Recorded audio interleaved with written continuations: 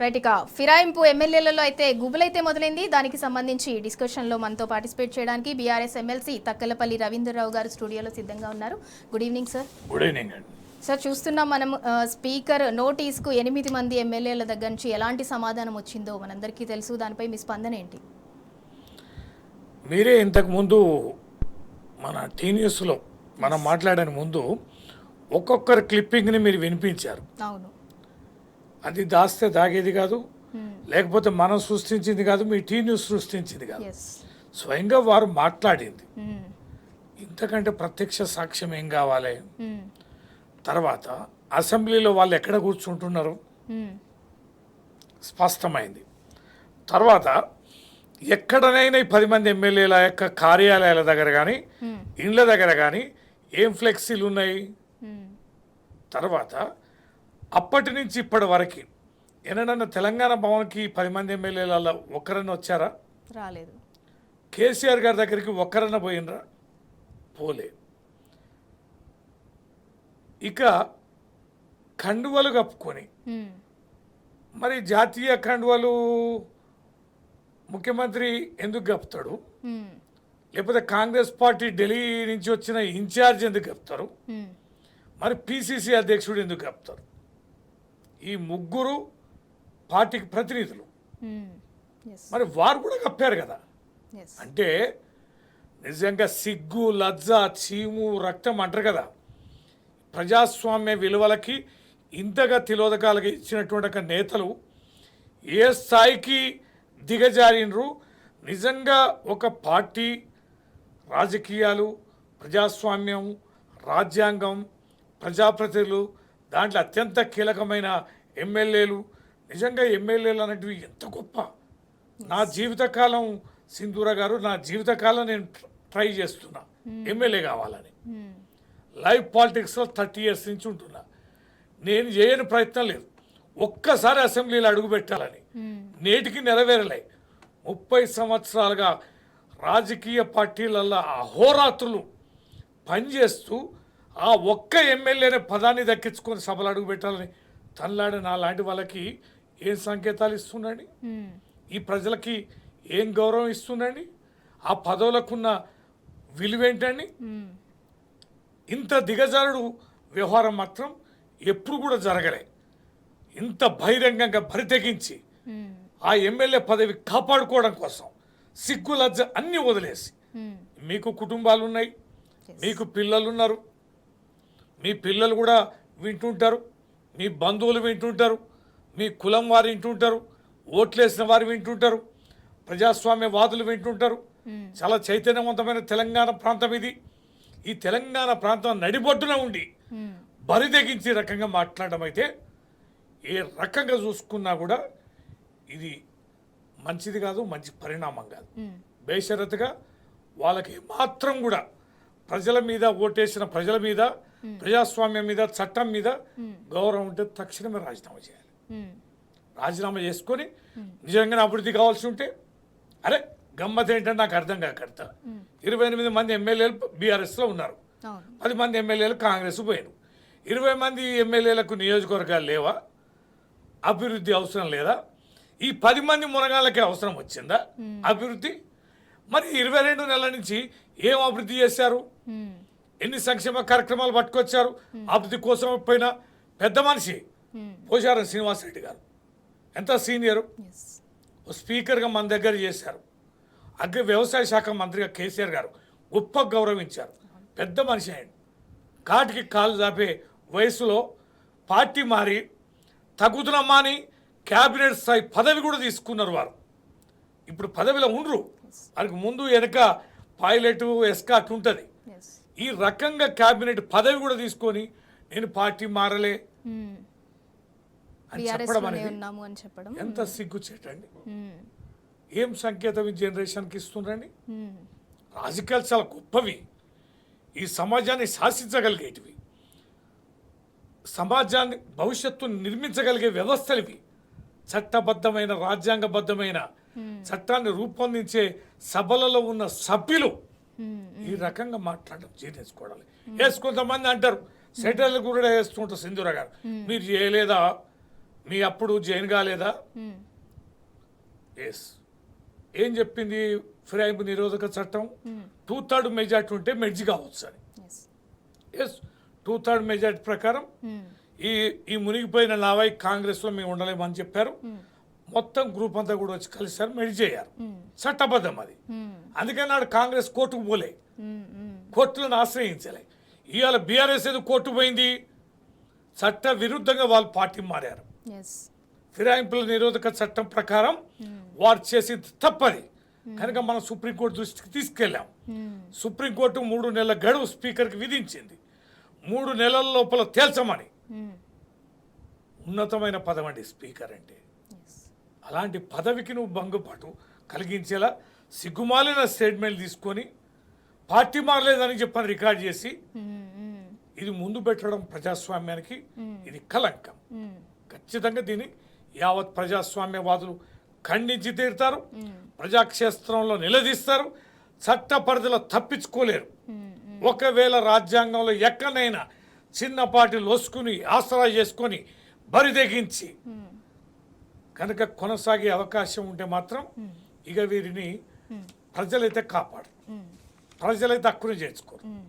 ఇంతటి మానాభిమానాలు చంపుకొని ఆ పదవులు ఉండే మాకు నేతలు ఉండొద్దు, మీరు రావద్దు, మీ అభివృద్ధి వద్దు, మాకు ఇంతటి తలవంపు తెచ్చిన ప్రజాప్రతినిధులుగా మీరు మా నియోజకవర్గానికి బాధ్యత వహించొద్దని ప్రజలు సావు డప్పు కొట్టి వారి ఇంటికి పంపించే రోజు దగ్గరలోనే ఉంది.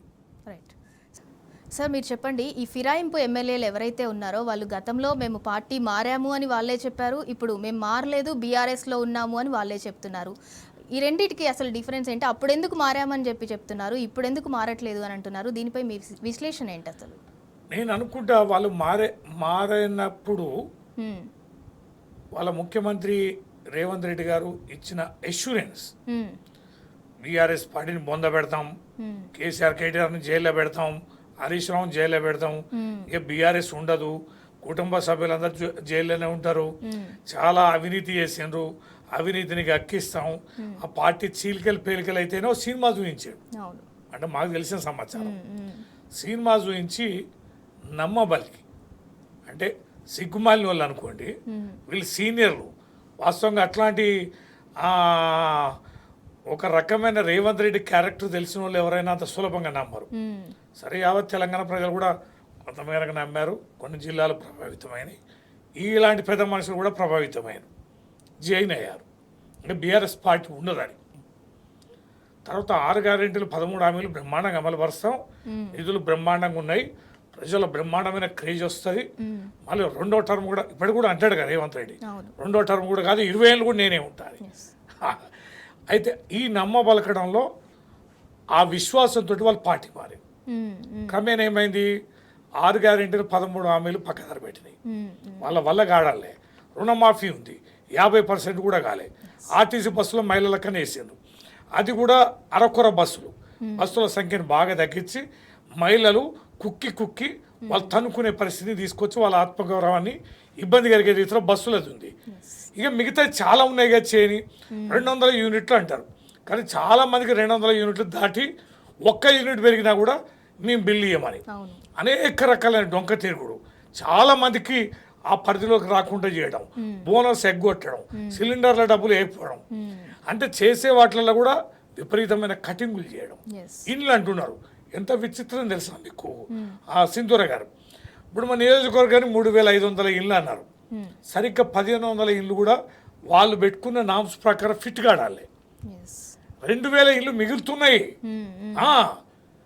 వాళ్ళ రాష్ట్ర వ్యాప్తంగా ఏవైతే లక్షలాది ఇండ్లు కడదామని చెప్పని అనుకున్నారో కఠినమైన నిబంధనలు పెట్టి, గతంలో బస్తాలు తీసుకుంటే అంటే 5-10 బస్తాలు తీసుకుంటే కూడా ఎలిజిబుల్ కాదని, పునాదులుగా ఇట్టుంటే ఎలిజిబుల్ కాదని, పిల్లర్లు వేసి ఉంటే ఎలిజిబుల్ కాదని, ఆ పెంకులు రేకులు ఉంటే ఎలిజిబుల్ కాదని, అట్లా అనేక రకాలుగా ఉద్యోగస్తులు ఉంటే ఎలిజిబుల్ కాదని, ప్రభుత్వం తరపున ఏ రకమైన లబ్ధి పొందినా ఎలిజిబుల్ కాదని తీసేయంగా ఏమైంది, ఊరికి 5-10 మంది మాత్రమే ఎలిజిబుల్ అవుతున్నారు. ఇండ్ల సంఖ్య లేదు. అవి కూడా అరకొరలాగా ఇప్పుడు మొదలు పెట్టారు. ఇక రైతు బంధు చాలా వరకు ఎగ్గొట్టాయి. ఇక హాస్పిటల్ మెడిసిన్స్ రావడం లే, హాస్టల్ చేతులు ఎత్తేసారు. అవేవో స్కూల్స్ అన్నారు, ఏది అవి కూడా ఏది ఇంటర్నేషనల్ స్కూల్స్ అన్నారు. ఇంతవరకు పునాదులు కొన్ని చోట్ల పడ్డాయి, మిగతా దిక్కు దివ్వని లేదు. హాస్పిటల్ అయితే వైద్యం మీరు చూస్తున్నారు. మునగాళ్ళు బ్రహ్మాండంగా అద్భుతాలు చేసినాము పోతామని అన్న వాళ్ళు ఏడాది నుంచి స్థానిక ఎన్నికలు పెట్టడాలి, కేంద్ర నిధులు రావడాలి, గ్రామ పంచాయతీలు మొత్తం కూడా అయిపోయినాయి. ట్రాక్టర్లు నడిచే పరిస్థితి లేదు, ట్రాక్టర్ల తాళం చేతులు తీసుకుపోయి హ్యాండ్ ఓవర్ చేస్తున్నారు.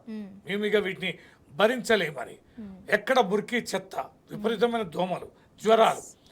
తర్వాత యూరియా చూస్తున్నారు కదా, యూరియా అనేది కొరత వస్తుందని కానీ క్యూలు ఉండాల్సి వస్తుందని కానీ ప్రజలు ఊహించలే, షాక్ గురవుతున్నారు ప్రజలు. మీకు సింధూర గారు మీకు కూడా ఐడియా ఉండాలి, తెలంగాణ ప్రజలందరూ కూడా తెలుసు. ఒక్క యూరియా బస్తా ఖరీదు 280 రూపాయలు. ఒక్క రోజంతా నిలబడితే డే నైట్ మొత్తం ఉంటే ఒక్క బస్తా ఇస్తాం. ఒక్క రోజు కూలికి పోతే వారికి వచ్చే వేతనం ఎంత అంటే 800 నుంచి 1000 రూపాయలు. 800 నుంచి 1000 రూపాయల కూలి మానుకొని 280 రూపాయలు పెట్టి ఒక బస్తా కోసం ఉంటున్నారు. పోనీ ఒక బస్తా ఎంతవరకు వస్తుంది? ఒక్కసారికి 1 ఎకరానికి వస్తుంది. మరి 2 ఎకరాలు ఉంటే ఎట్లా, 3 ఎకరాలు ఉంటే ఎట్లా, 5 ఎకరాలు ఉంటే ఎట్లా? 5 బస్తాలు ఇవ్వడాలే. మళ్ళీ ఇంకో రోజు వస్తే అసలు అందరికి ఒక బస్తా ప్రకారం అయినాక మళ్ళీ ఇంకో బస్తా ఇవ్వడానికి ప్రయత్నం చేద్దామని. అంటే లైన్ల క్యూలల్లా ఇవన్నీ మీకు ఏమర్థమవుతుంది? ప్రభుత్వం పైన తీవ్ర వ్యతిరేకత ఉంది. స్థానిక ఎన్నికలు పెట్టే పరిస్థితి లేదు. ఇవాళ ఉద్యమాలు చేస్తున్నాం బ్రహ్మాండంగా, ప్రజలు స్వచ్ఛందంగా రోడ్ల మీద గొడవ పెడుతున్నారు. మంచినీళ్ళు హైదరాబాద్ అల్లా కల్లోలం అవుతుంది మంచినీళ్ళు లేక. ఇవన్నీ ఏంటి?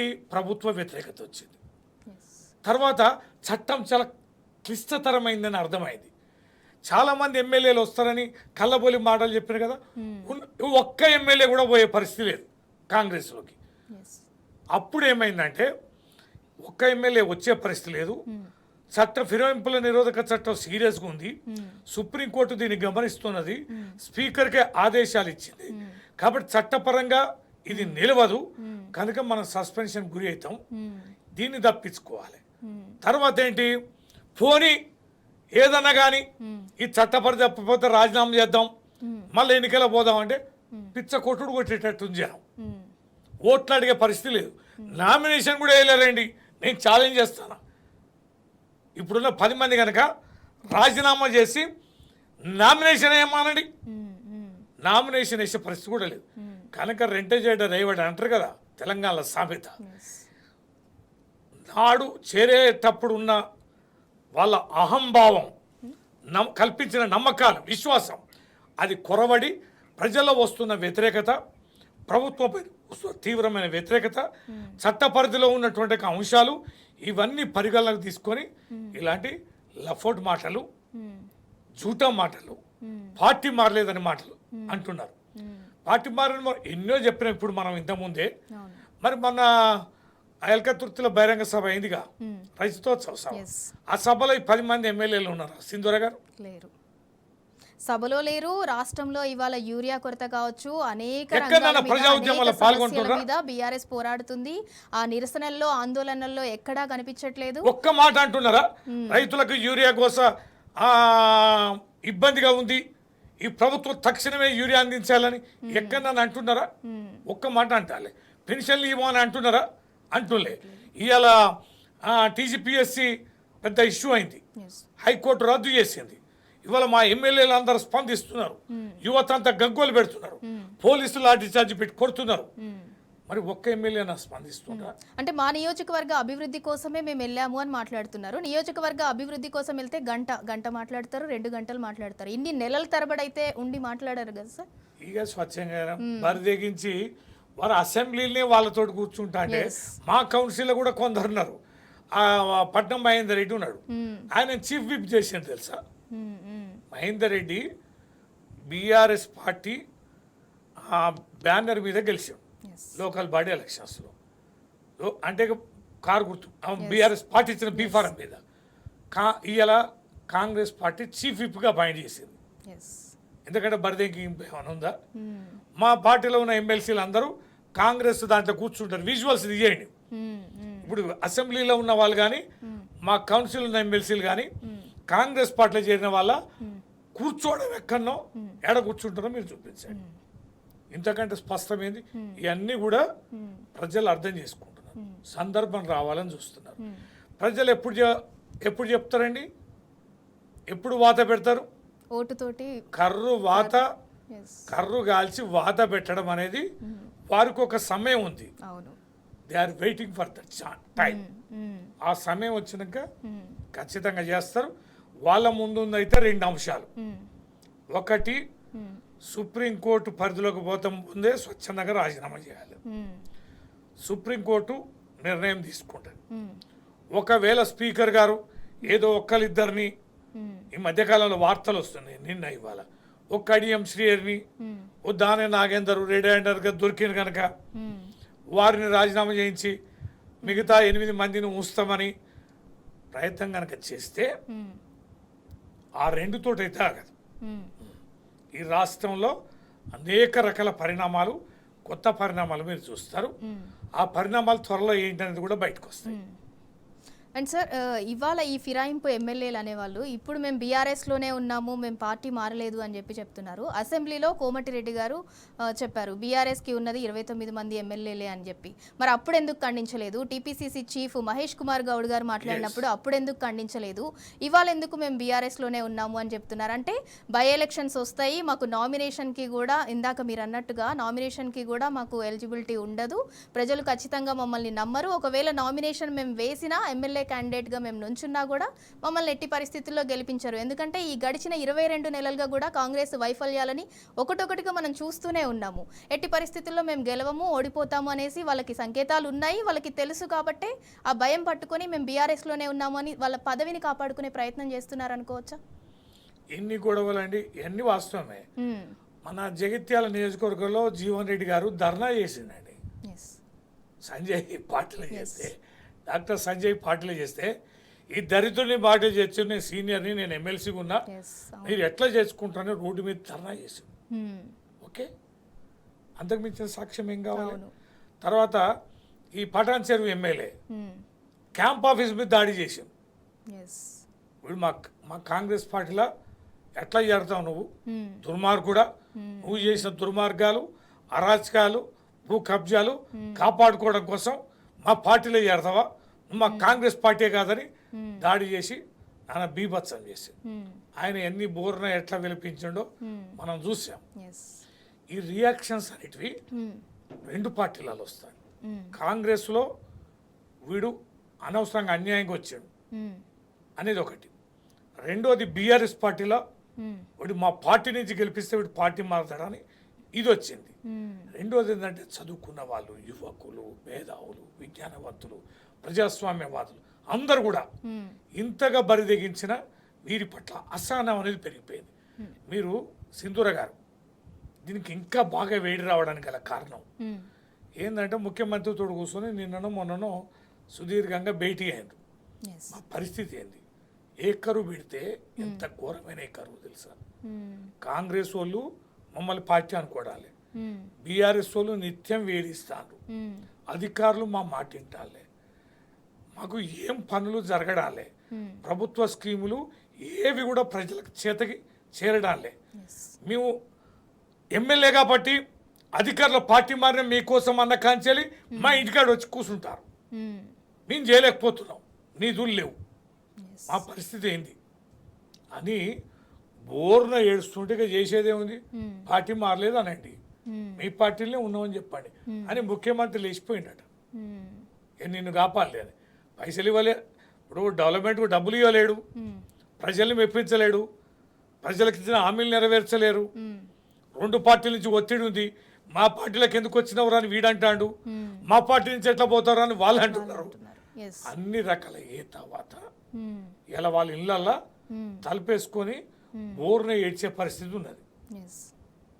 ఇలాంటి హేయమైన జీవితం శత్రువు కూడా ఉండదు, పగవాడి కూడా ఉండదు.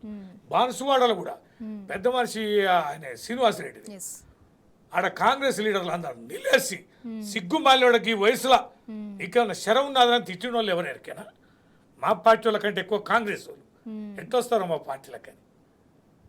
ఇట్లా చూస్తే భద్రాచలంలో అంతే, వెంకట్రావు అక్కడ ఆడ కూడా విపరీతమైన రియాక్షన్.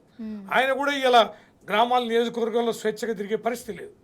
ఈ మారిన ఏ ఎమ్మెల్యేలు కూడా ఇలా భారీ కాన్వాయ్ పోలీసులను పెట్టుకొని యాదో కాడ ప్రోగ్రాం పోయిస్తున్నారు తప్ప స్వేచ్ఛగా మిగతా మా ఎమ్మెల్యేలు తిరుగుతున్నంత స్వేచ్ఛగా ఎక్కడ కూడా తిరుగుతున్న దాఖలాలు లేదు. పార్టీ మారింది వాస్తవం, టీవీలకు ప్రజాక్షేత్రాలు చెప్పింది వాస్తవం, రోజు కాంగ్రెస్ పార్టీలో కొనసాగుతుంది వాస్తవం, అన్ని రకాల సాక్ష్యాధారాలు ఉన్నాయి వాస్తవం. సుప్రీంకోర్టు పరిధిలో ఇవన్నీ చర్చ జరిగి సాక్ష్యాలన్నీ పరిగణలోకి తీసుకున్నాకనే సుప్రీంకోర్టు స్పీకర్ని ఆదేశించింది 3 నెలల్లో మీరు నిర్ణయం తేల్చండి, తేల్చకపోతే సుప్రీంకోర్టే జోక్యం చేసుకుంటుంది. నెలల తరబడి నిర్ణయాలు మీ చేతుల్లో పెట్టుకోవడానికి వీల్లేదని అనేక అంశాలు ఇలా కోర్టు న్యాయస్థానాలని ఏదో ఆషామాషిగా తప్పించుకుందాం అనే పరిస్థితి కూడా లేదు.